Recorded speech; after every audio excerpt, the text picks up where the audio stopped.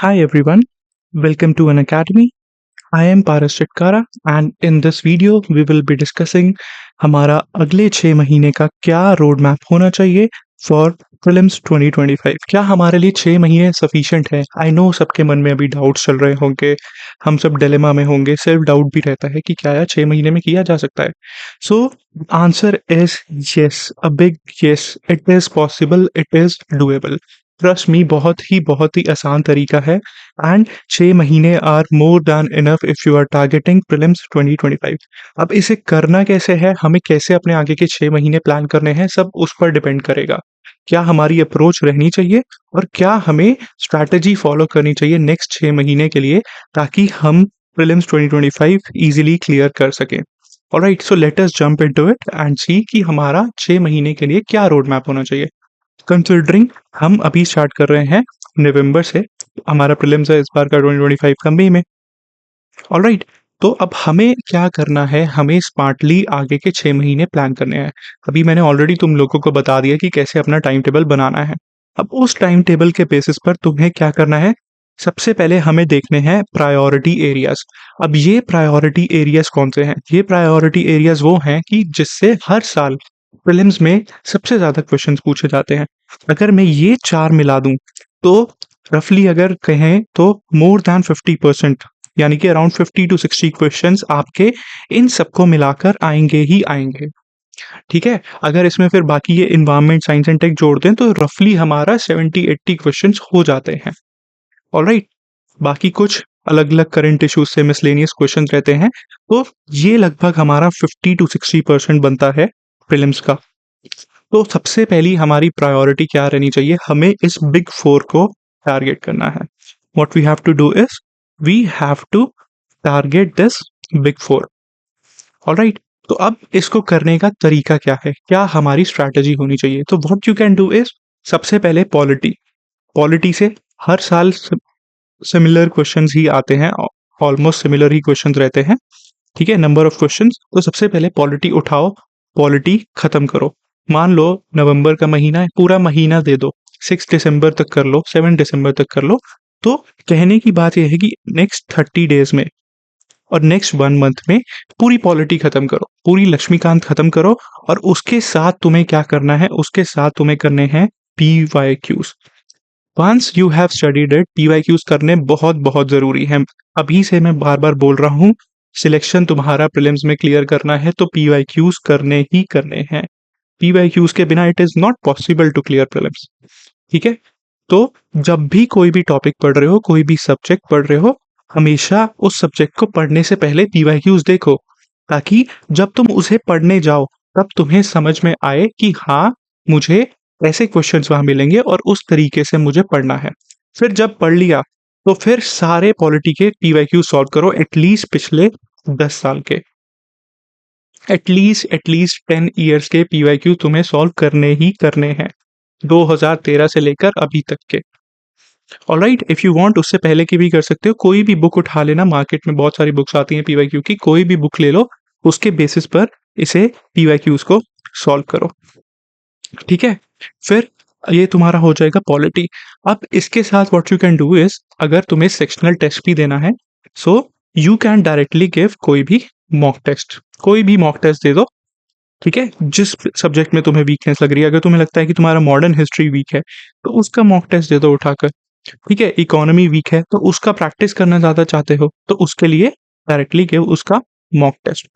फिर जब पॉलिटी हो जाएगी उसको रिवाइज करो, 2 दिन ले, 3 दिन ले, रिवाइज करो और उसके सारे PYQ सॉल्व करो, जितने भी UPSC ने पूछे हैं। अगर मैं तुमसे क्वेश्चन दिखाकर पूछूं कि हाँ ये क्वेश्चन UPSC ने पूछा है, तो तुम्हें पता होना चाहिए कि हाँ इस साल में पूछा है और ये इसका आंसर है। अब उसके साथ जो उसके ऑप्शंस होते हैं ना क्वेश्चंस के, वो जरूर देख लिया करो कि अगर वो इनकरेक्ट है तो क्यों इनकरेक्ट है। ठीक है, UPSC की एसेंस क्या थी पूछने की, उसका पर्पस क्या था, और क्वेश्चन में वो कहाँ पर हमें फंसाना चाहता है। अगर ये तुम्हें समझ में आ गया ना कि एग्जामिनर तुम्हें क्वेश्चन में कहाँ फंसाना चाहता है, तो अपने आप ही तुम उसका सही आंसर निकाल पाओगे। तो यूजुअली कुछ ट्रिक्स रहती है और कुछ टेक्निक्स रहती है, वो मैं बाद में बता दूंगा। ऑलराइट, तो सबसे पहले ऑलरेडी पढ़ो, उसके सारे पीवाईक्यूज कंप्लीट करो। अगर फिर भी तुम्हें प्रैक्टिस की ज़रूरत है तो मॉक टेस्ट दे दो। उसके बाद 1 महीने में पूरी हिस्ट्री खत्म हो जानी चाहिए, जिसमें तुम्हारी मॉडर्न हिस्ट्री भी आएगी, एंशिएंट भी आएगी और आर्ट एंड कल्चर भी आएगा। देखो, अब मेडिवियल पे टाइम वेस्ट करने का ज़रूरत नहीं है, मेडिवियल के बिल्कुल रैंडम क्वेश्चंस आ रहे हैं। 2-3 क्वेश्चन अगर आते भी हैं तो बिल्कुल रैंडम, तो वो क्वेश्चन सबके लिए ही मुश्किल हैं, ठीक है? वो क्वेश्चन सबके लिए मुश्किल हैं, अभी से ही ये बात याद रख लो। जो सिंपल क्वेश्चंस होते हैं, वो तुम्हें गलत नहीं करने। अगर वो गलत कर रहे हो तो दैट इज़ अ सिन। इसीलिए तुम्हें पीवाईक्यूज़ प्रैक्टिस करने बहुत-बहुत ज़रूरी हैं। ऑलराइट? तो फिर हिस्ट्री में ये तीनों एरियाज़ टारगेट करो, मॉडर्न, एंशिएंट भी थोड़ा कम ही, आर्ट एंड कल्चर ज़्यादा। एंशिएंट में कुछ स्पेसिफिक थीम्स हैं, जैसे बुद्धिज़्म वगैरह हो गई, गुप्ता पीरियड, विजयनगर एम्पायर, वो सारी चीज़ें उसमें आ जाती हैं।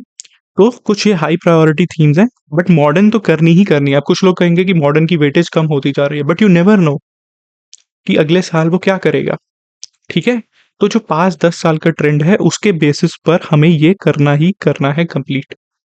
फिर ये भी कंप्लीट किया, इसके पीवाईक्यूज़ किए एंड अगर इसकी भी ज़रूरत है, तो हमने उसका मॉक टेस्ट दे दिया, ठीक है? फिर अगले महीने में हम क्या करेंगे? ज्योग्राफी और साथ में मैपिंग। मैपिंग करनी बहुत ज़रूरी है, मैपिंग से 1-2 क्वेश्चन हर साल आ ही रहे हैं। तुम्हें बहुत सारी यूट्यूब पर वीडियोस मिल जाएंगी, मैपिंग सिखाते हैं वो। बट ये बात याद रखना, जब ज्योग्राफी पढ़ रहे हो उसी के साथ इंटीग्रेट करो मैपिंग को, ठीक है? अब ज्योग्राफी में तुम्हारा फिजिकल ज्योग्राफी भी आ जाएगा और इंडियन ज्योग्राफी वाली जो एनसीईआरटी है ना, ये दोनों एनसीईआरटी कर लो, वो सफिशिएंट हैं। अगेन इसके साथ हमें क्या करना है? पीवाईक्यूज और मैपिंग, मैपिंग जरूर कर लेना। कुछ बुक्स भी आती हैं ज्योग्राफी थ्रू मैप्स वाली, उसमें अलग अलग उन्होंने बताए होते हैं, वरना यूट्यूब पर वीडियो मिल जाएगी, उसके through you can see places in news, कौन कौन से मैप्स हमारे लिए इंपॉर्टेंट हैं। जैसे कि अब वो क्या पूछता है, कोई इंपॉर्टेंट स्ट्रेट्स हो गई, ठीक है? स्ट्रेट्स ऑफ गिब्रल्टार हो गई, सुएज कैनाल हो गई। अब ये ऐसी ऐसी चीजें तुम्हें पता होनी चाहिए, कौन से 2 सीज को कनेक्ट कर रही है वो। ऑलराइट, फिर मलक्का स्ट्रेट हो गई, किस 2 सीज को कनेक्ट कर रही है। फिर सेंकाकू आइलैंड डिस्प्यूट्स किसके बीच में है, Paracel islands, Spratly island, 9 dash line, ये सब चीज़ें क्या हैं? ये सब आते हैं हमारे मैपिंग रिलेटेड क्वेश्चन। तो ये करना हमारे लिए बहुत ज़रूरी है और इसको हम ज्योग्राफी के साथ ही करेंगे।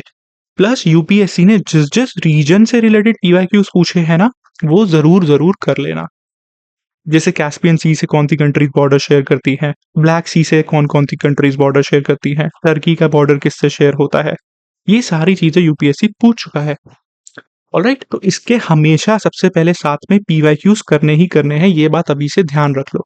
तुम मॉक टेस्ट दो या ना दो, मुझे उससे फ़र्क नहीं पड़ता, बट पीवाईक्यूज़ तुम्हें करने ही हैं। अगर तुम पीवाईक्यूज़ नहीं कर रहे, तो तुम अपने चांसेस कम कर रहे हो प्रीलिम्स क्लियर करने के, ठीक है? तो मान लो लगभग हमारा 20 डेज़ में हो जाएगा ये। ज्योग्राफी ज़्यादा टाइम नहीं लेगी, अगर तुम्हें लगता है वीक है, ज़्यादा टाइम ले रही है, तो मैक्सिमम 20-25 डेज़ में हो जाएगा।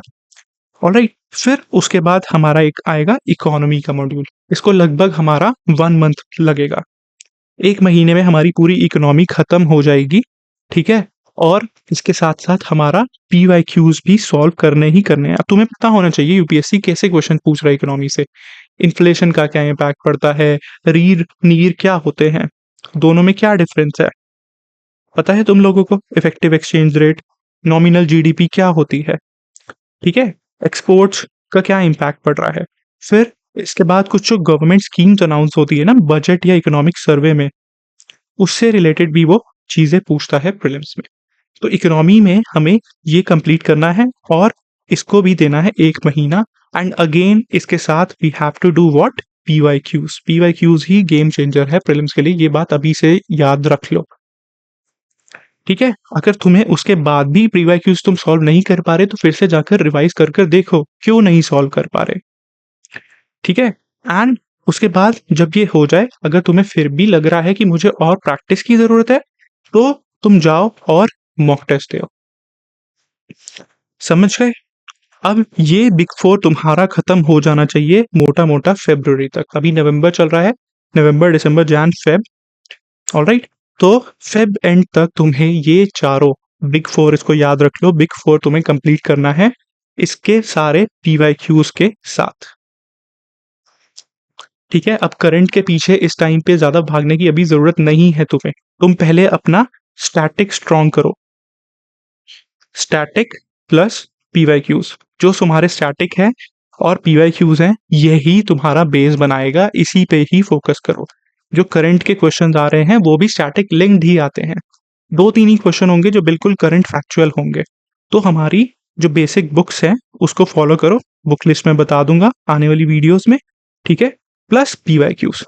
तो अगले 4 महीने में फरवरी तक तुम्हारा ये बिग फोर पूरा स्टैटिक अपना स्ट्रॉन्ग कर लो। कोई भी तुमसे उठाकर पूछे कि आर्टिकल 21 में कौन कौन सी राइट्स आ सकती हैं, राइट टू प्रिवेसी किस आर्टिकल में, तो तुम्हें उसका सिंपल आंसर पता होना चाहिए। ठीक है, 42nd अमेंडमेंट के साथ क्या क्या चेंजेस हुए थे, अब ये सब हमारा क्या है, स्टैटिक ही तो है, ये तुम्हें पता होना चाहिए। ऑलराइट, तो ये सारे जो बेसिक चीजें हैं ये तुम्हें अच्छे से पता होनी चाहिए, इन डेप्थ इसकी अंडरस्टैंडिंग होनी चाहिए। क्वेश्चन बनेगा वहां स्टैटिक से बनेगा और करंट भी तुम्हारा स्टैटिक से लिंक्ड ही बनेगा। 2-3 क्वेश्चन ही आएंगे जो बिल्कुल फैक्चुअल करंट होंगे। ऑलराइट, तो फेब तक हमें पूरा ये कंप्लीट करना है। ये अभी से तुम टारगेट सेट करो और टाइम टेबल वाली वीडियो देख लो, कैसे अपना टाइम टेबल बनाना है समझ में आ जाएगा। जो भी चीज पढ़ रहे हो उसको रिवाइज करो, 2-3 दिन रिवीजन के लिए दो और फिर पीवाईक्यू सॉल्व करो and if you want mock test दो। ठीक है, ऐसे ही मॉक टेस्ट देना जरूरी है साथ में। अगर तुम्हें डाउट लग रहा है, ठीक है, अपनी प्रिपरेशन चेक करनी है, तो मॉक टेस्ट जरूर जरूर देना। अंडरस्टूड, तो फेब तक हमारा ये रहेगा। अब ऐसा ही एक मॉक टेस्ट लेकर आ रहा है अनअकैडमी भी, जो कि होगा हमारा 10th नवंबर को 2 शिफ्ट्स में। Now this will be a basic test, 1 घंटे में 50 क्वेश्चन। इसको कर कर आपको गिफ्ट्स तो मिलेंगे ही, वाउचर्स तो मिलेंगे ही। ठीक है, you can also win a trip to Border Gavaskar trophy, phone, laptop. But इसके साथ हमारा असली फायदा क्या है, असली फायदा ये है कि हम प्रिपरेशन लेवल गेज कर सकते हैं, क्योंकि लाखों बच्चे इस टेस्ट को दे रहे हैं। तुम देखोगे कि तुम्हारी रैंक क्या आ रही है कंपेयर टू लैक्स। प्लस इसमें क्या रहेगा, जो भी तुम्हारे सब्जेक्ट वाइज डिवीजन रहेगा कि हाँ, एंशिएंट में तुम्हारे इतने क्वेश्चन सही, पॉलिटी में तुम्हारे इतने क्वेश्चन सही, इतने गलत। तो तुम्हें क्या पता चल जाएगा, सब्जेक्ट वाइज एनालिसिस कर पाओगे कि हाँ भाई, मेरे पॉलिटी के तो क्वेश्चंस अच्छे हुए बट एंशिएंट के मेरे क्वेश्चंस कम ठीक हुए, तो मुझे एंशिएंट पे फोकस करने की जरूरत है। इसीलिए ये मॉक टेस्ट इंपॉर्टेंट होते हैं। तो इस टेस्ट को सीरियसली दे देना। 10th ऑफ नवंबर को है, we will share the link and this is completely free of cost. ठीक है, ऑल इंडिया लेवल का टेस्ट रहता है ये, तो प्लीज इसको दे देना ताकि अपनी प्रिपरेशन का एनालिसिस कर सको। फिर जो वीकनेस आए उसके बेसिस पर we will improve. Plus added benefits तो इसमें है ही, वाउचर्स, फोन एक्सेट्रा। ठीक है, तो ये तुम्हारे फायदे के लिए ही है, इसको टेस्ट को दे देना। फिर फेब तक हमारा जब ये बिग फोर कंप्लीट हो जाएगा, what we will do is March और अप्रैल में हम थोड़ा फोकस करेंगे करंट बेस्ड चीजों पर। और जैसे हमारा आएगा इन्वायरमेंट, अब इन्वायरमेंट का मॉड्यूल भी बहुत बहुत इंपॉर्टेंट है। ठीक है, क्योंकि हमारा सिविल सर्विसेज का प्रीलिम्स होता है किसके साथ, फॉरेस्ट सर्विसेज के साथ। तो फॉरेस्ट में इन्वायरमेंट सेक्शन इंपॉर्टेंट है, तो इसीलिए हर साल इन्वायरमेंट से अच्छे क्वेश्चंस आते हैं। अब हो सकता है कभी वो कम कर दे क्वेश्चंस को, कभी बढ़ा दे, बट यूजुअली इन्वायरमेंट सेक्शन हमारे लिए अगेन इज वेरी इंपॉर्टेंट। तो हमारे इन्वायरमेंट से बेसिक चीजें तुम्हें सारी पता होनी चाहिए। क्योटो प्रोटोकॉल क्या था, पेरिस एग्रीमेंट क्या है, उसके क्या फीचर्स हैं, क्या पेरिस के इश्यूज हैं। ठीक है, वो सब तुम्हें पता होना चाहिए। इंडिया के आईएनडीसीज क्या हैं, पॉल्यूशन, ओजोन, ये सब क्या है, ये इंपॉर्टेंट थीम्स हैं। अब वो थीम्स कैसे पता चलती हैं, वो थीम्स पता चलती हैं हमारी पीवाईक्यूज को देखकर। तो ये पीवाईक्यूज सॉल्व करो, इन्वायरमेंट पढ़ो और उसके बाद जाना साइंस एंड टेक पे। अब साइंस एंड टेक में क्या, वो यूजुअली एक बेसिक साइंस के क्वेश्चन पूछता है, जैसे बायोलॉजी एटसेट्रा, या फिर वो पूछता है हमारे कैसे क्वेश्चंस, थोड़े करंट लिंक क्वेश्चंस। ठीक है, तो उन पर भी फोकस करने की जरूरत है, जैसे एआई क्या है, आई इंटरनेट ऑफ थिंग्स, मेटावर्स, ऐसी ऐसी चीजें। तो ये सब तुम्हारा करंट लिंक्ड होकर कवर हो जाएगा। तो इन्वायरमेंट पढ़ो, साइंस एंड टेक पढ़ो, फिर आईआर पढ़ो। अब आईआर में प्लेसेस और न्यूज कुछ लोग आईआर में इंक्लूड करते हैं, कुछ ज्योग्राफी में करते हैं, तो वो देख लेना। प्लस आईआर में कुछ होती हैं हमारी ऑर्गेनाइजेशंस, ठीक है, कि इंडिया उसका पार्ट है या नहीं, इंडियन ओशन रिम एसोसिएशन क्या है, क्या उसका पर्पस था। तो जो कुछ ऑर्गेनाइजेशंस इन न्यूज होती हैं, बॉडीज इन न्यूज होती हैं, वो भी हमारे लिए इंपॉर्टेंट हो जाती है। फिर इसके बाद आता है हमारा लास्ट गवर्नमेंट स्कीम्स। ये भी बहुत ज़रूरी है और हमारा फ़ोकस इस पे क्या रहना चाहिए, सारी स्कीम रटने की ज़रूरत नहीं है और ना ही वो पॉसिबल है। तो हमारी जो फ्लैगशिप स्कीम्स हैं गवर्नमेंट की, स्पेसिफिकली जो हमारी सेंट्रल सेक्टर स्कीम्स हैं, ठीक है? जो फ्लैगशिप स्कीम्स हैं उस पे हमें फ़ोकस करना है इसमें। तो पहले हम फेब तक बिग 4 करेंगे, फिर ये हम करंट लिंक्ड चीज़ें पढ़ेंगे अपनी। ठीक है? फिर इसमें तुम्हारी कंपाइलेशंस आ जाती हैं। अब उन कंपाइलेशंस में भी तुम जाकर देख लेना, सबने बेसिक बुक से ही कंटेंट उठाया होता है और बस 1-2 करंट चीज़ें ऐड की होती हैं। तो अगर तुम्हें स्टैटिक की अंडरस्टैंडिंग है, तुम्हारा स्टैटिक बेस स्ट्रॉन्ग है, तो करंट तुम्हारे लिए केक वॉक है। करंट के पीछे भागने की अभी तुम्हें ज़रूरत ही नहीं है। फेब तक तुम अपना पूरा ये स्टैटिक स्ट्रॉन्ग करो। ऑलराइट? ये तुम्हारे लिए सबसे ज़्यादा ज़रूरी है। फिर अब कुछ हिस्ट्री, आर्ट एंड कल्चर, उसका करंट क्या होता है? उसका करंट क्या होता है कि करंट में कुछ चीज़ें इंपॉर्टेंट होती है। जैसे मोदी जी ने किसी चीज़ का उद्घाटन किया, किसी टेम्पल का उद्घाटन किया या कोई स्तूपा न्यूज़ में था, फिर इंटेंजिबल कल्चरल हेरिटेज न्यूज़ में थी। तो वो स्टैटिक भी है और करंट भी है। वो करंट लिंक्ड हो जाता है। ठीक है? तो वैसे क्वेश्चन यूपीएससी पूछता है। तो जब भी इसीलिए बोला है पीवाईक्यू हमेशा करना ताकि तुम्हें पता रहे कि यूपीएससी कैसे क्वेश्चन पूछ रहा है। तो फिर जब ये सब हो जाएगा तो उस कंपाइलेशन से बस उठाकर देख लेना कि तुम्हारा कौन-कौन सा पार्ट मिसिंग है, क्या तुमने कवर अप नहीं किया। मेजॉरिटी ऑफ चीज़ें तुम्हारी यहीं पर ही कवर हो जाएँगी उसमें। ठीक है? तो करंट का डर अपने मन से अभी के अभी निकाल दो। पहले अपना स्टैटिक और पीवाईक्यू गेम स्ट्रॉन्ग करो। अगर ये गेम स्ट्रॉन्ग हो गई तो प्रीलिम्स निकलेगा ही निकलेगा। 1 हफ्ता चाहिए प्रीलिम्स निकालने के लिए, 2 हफ्ता मैक्सिमम, उससे ज़्यादा चाहिए ही नहीं। इसीलिए लोग बार-बार प्रीलिम्स निकालते हैं। ठीक है? इट इज़ डूएबल, किया जा सकता है। बस अपनी ये गेम स्ट्रॉन्ग करो, प्रैक्टिस करो पीवाईक्यूज़ और हाँ, ओएमआर शीट लेकर प्रैक्टिस करना जब भी तुम्हें प्रैक्टिस करनी होगी तो। क्योंकि कुछ बच्चे वहाँ ओएमआर फिल करते हुए गलतियाँ कर देते हैं, तो इसीलिए मॉक टेस्ट काम में आते हैं। ठीक है? तो यही फ़ायदा होता है मॉक टेस्ट देने का, ताकि हम उससे ओएमआर बेस्ड प्रैक्टिस करें। तो 2-3 टेस्ट देकर प्रैक्टिस कर लिए फुल लेंथ या कोई हमें पर्टिकुलर सेक्शनल देना है, जैसे ये, तो उसका प्रैक्टिस कर लिया। ठीक है? तो मोटा-मोटा फ़ेब तक बिग 4 करना है, ये तुम्हारा पहला टारगेट हो गया और उसके बाद मार्च-अप्रैल में हमें ये सारी चीज़ें कंप्लीट करनी है और फिर करनी है हमें रिविज़न, रिविज़न और रिविज़न। जब ये पूरा कंपोनेंट हो जाएगा, तो फिर ये पढ़ रहे होगे ना, इसके साथ इन चारों की रिविज़न भी स्टार्ट कर देना।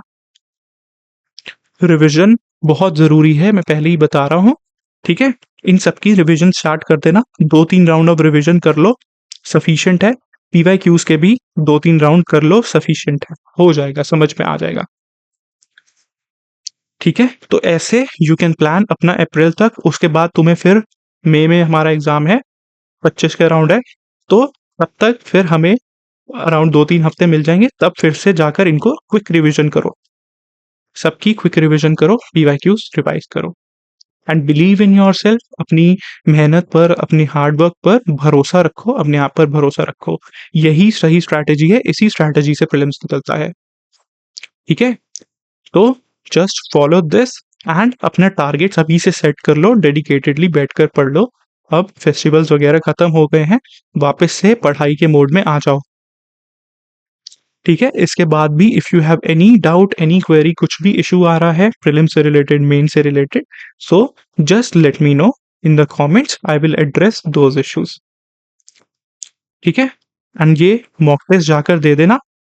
This will also help you analyse your preparation level. फिर लास्ट में जस्ट सब्सक्राइब एंड फॉलो हमारा चैनल टेलीग्राम पर भी एंड यूट्यूब पर भी फॉर मोर सच वीडियोज़।